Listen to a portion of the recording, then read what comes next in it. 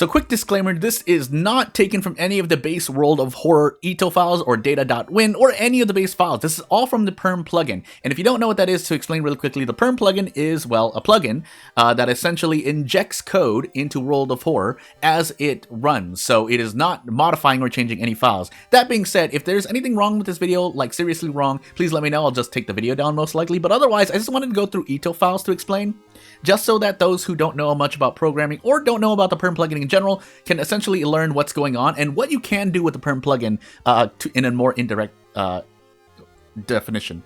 So, without further ado, let's just get into the first thing. This is a spell called Turn Beast in the PERM plugin. So, what this does is if you are fighting against the non-human or non-eldritch enemy, you prevent the enemy from hitting you. So, what I assume. Again, I haven't tested it out, but it's good to go through this just to kind of explain, because an effect like that sounds simple, but as you can see here, there's a lot going on, a lot of if nested statements. So just to go through it pretty much line by line. So if you're in combat, do this. So you want to use the spell effect.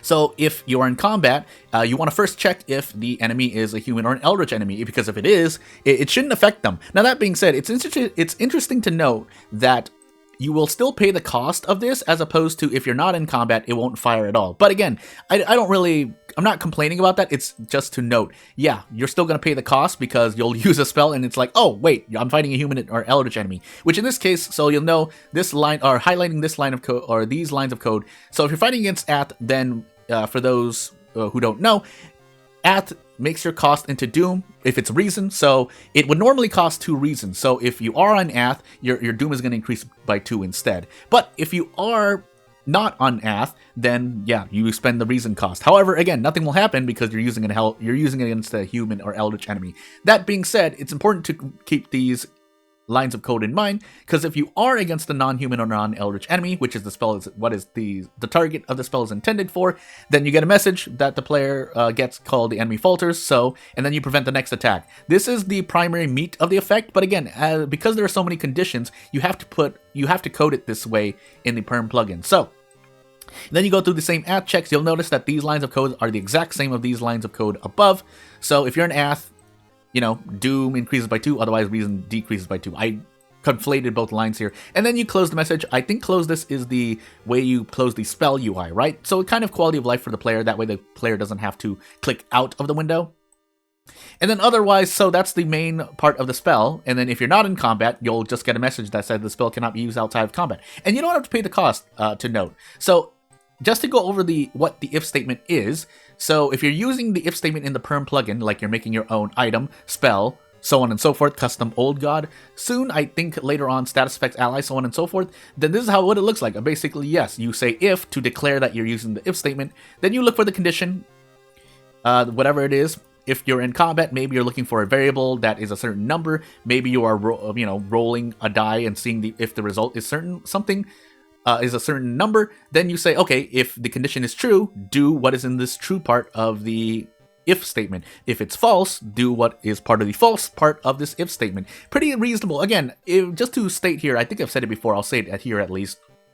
You don't have to be a programmer to learn this. Being a programmer is a lot about kind of the logic and knowing how basically to make the logic more efficient and to use that logic efficiently. So I added the code at the bottom here, basically going over the pseudo-code, which is the more English way of what the effects are. In this case, what the effect of the spell is. So if you're in combat, check if the enemy is a human or eldritch enemy. If it is, do nothing, and then tell the player that nothing happened. Although you'll still probably pay the cost.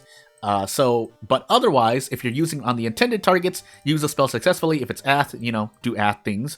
Otherwise, if it's not Ath, cast the spell and don't do Ath things, which is decrease Reason by 2. If you're an Ath, increase Doom 2 by 2 instead. And if you're not in combat, then do nothing and tell the player that they must be in combat. Again, this, at least more often than not, pseudocode helps you out kind of plan how to program something, which is why you get this big and if nested statement. Again, just to go over it, I'm not criticizing things positive or negatively. I'm making these observations and at least explaining things for your knowledge.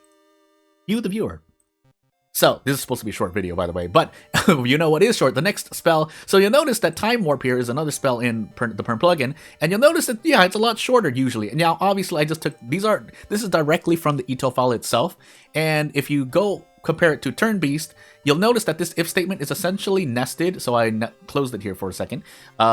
Is essentially nested in the cast prizes. So instead here, you get a much shorter cast prize for the Time Warp spell that says, you know, increase Doom by 1, decrease the enemy's power by 10, and then close the window. So the description even just says that. Now, to note here, I noticed that it doesn't handle anything that if you're in combat, not that I'm complaining, again, I mean, if you use the spell and you're not in combat, you should be technically punished, but if you wanted the player to not suffer the same consequences, again, to note, you could just say, hey, you could do the same if statement and say, this spell cannot be used inside of combat. So instead of this nested if, you would just get, hey, if you're in combat, decrease power by 10, increase do by 1, and then close the message. But you get the point. Just to compare two spells, two things of the same category, and how one can be much more complex and have more to it.